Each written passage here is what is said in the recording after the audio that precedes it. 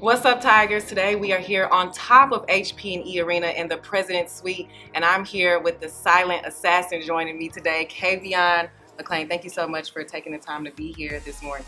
Thank you.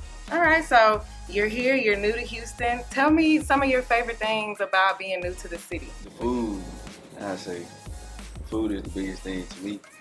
So you from Memphis, though. I heard they have the best barbecue. So have you had a chance to taste some Texas barbecue? No, I don't really eat barbecue outside the city. I just leave that to Memphis. I don't really try nothing.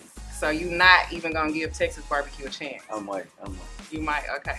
All right, so let's go back. You were in high school, you graduated during COVID year.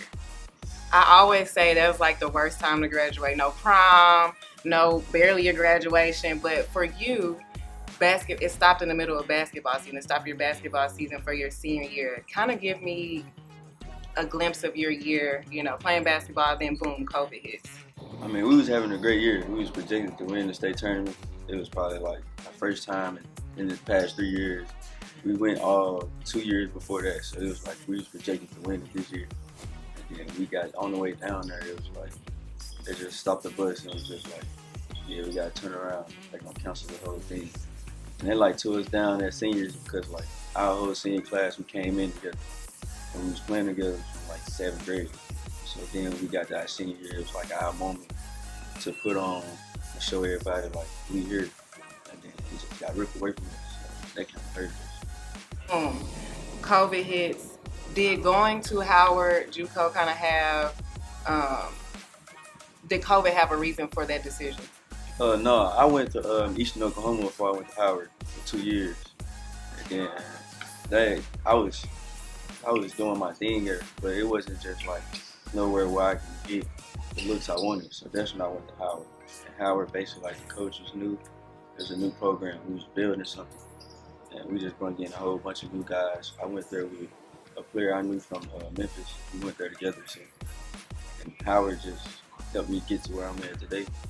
I love a good JUCO product. Then you get to ACU, and now you're averaging 6 points, around 6 points a game. Yeah. I mean, transferring there was like, it was probably like my most memorable experience because like it was what I dreamed about, going to Division I, getting in a good program. But I mean, as far as like basketball wise, it wasn't what I expected, but everything else was. Like it's not no bad thing going there. It was just like it didn't fit me as far as like the basketball part of it.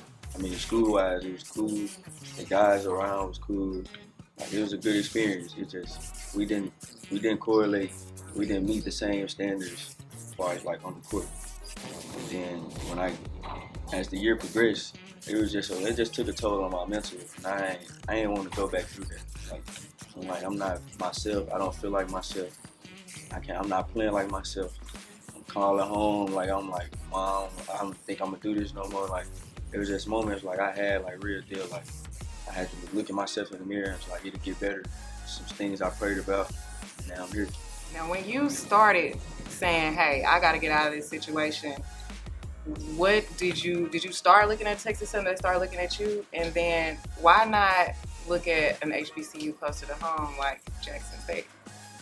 I mean, to me, I always wanted to go to a HBCU, but at the same time, like playing a sport, I didn't want to go to the HBCU because of the distractions.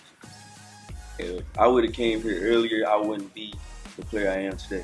Like, I feel like me going through what I went through has matured me and allowed me to actually focus on basketball and not worry about all the outside distractions.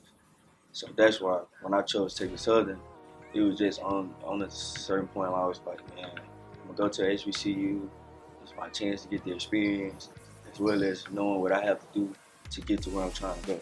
So that's when I looked at Coach Jones' history.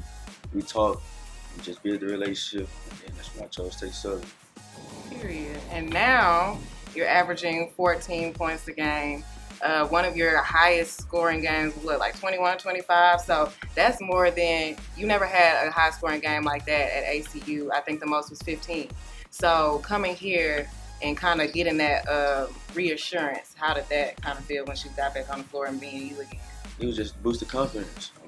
It started from game one. Like, I went out there coach was just telling me like, be aggressive, be aggressive. And I was like, I ain't heard that in 2 years. So like that just boosted my confidence. And then when my shot started to go in, he started to run stuff to me. I was like, yeah, this is a program for me. Like, and then we just started getting more comfortable and comfortable. So now it's like I just got the utmost confidence, and coach believe in me, players believe in me. So we just clicking on all cylinders at this point. Now let's talk about the HBCU culture. Is this something new? Like you said, you always wanted to go here, and we talk about the distractions. Let's talk about the distractions during game time. People say the SWAC is one of the hardest conferences to play in because of the fans. Do you agree with that? Like some of those bigger teams that you pay, how would you think they would play in front of some SWAC fans, like with the pressure? No, I don't think they handle it. We talk to a lot of high majors and stuff, and we just tell them like the experience is different. Like it's a different kind of experience playing for HBCU. Like it's different when you go to high major. Like you're gonna see the same fans there. At HBCU, it ain't no telling who might walk in the game, and you just playing like they're gonna be rowdy. It might be a game to where it's no background, but it's a game to where it's rowdy, it's loud. They talking to you the whole game. The score can be any kind of way. They still gonna talk to you throughout the game. So it's just different. At a high major program, once it's a blowout, the fans leaving. Here, once it's a blowout, the fans are still here, talking crazy, loud. Like so, a lot of high major, like they wouldn't be able to come in here and just perform the way they think they could. Pause. Let's talk about the campus. It's like classes, campus, friends. You know, how is that going? You know, Wednesday on the Tiger Walk goes crazy. Give me your feedback on that. My first day on campus was crazy.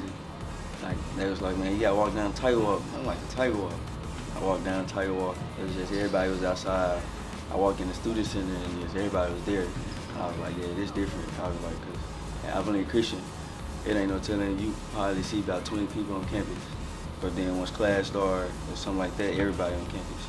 So it's different. Now here, people just hanging around. It feel like my high school to me. Like my high school was one of the biggest high schools. So when I got here, I could call my mom and I was like, Mom, this reminds me of my high school. Like this somewhere I feel like I belong. Like I belong to be here. So you felt home. You felt I felt home. like, yeah, this is where I'm supposed to be at. So when you leave Texas Southern, the illustrious Texas Southern, who do you want to be remembered as? I want to be remembered as one of the best players to come through here. Also, I want to be remembered as a good human being. Like that'll take me farther than basketball will.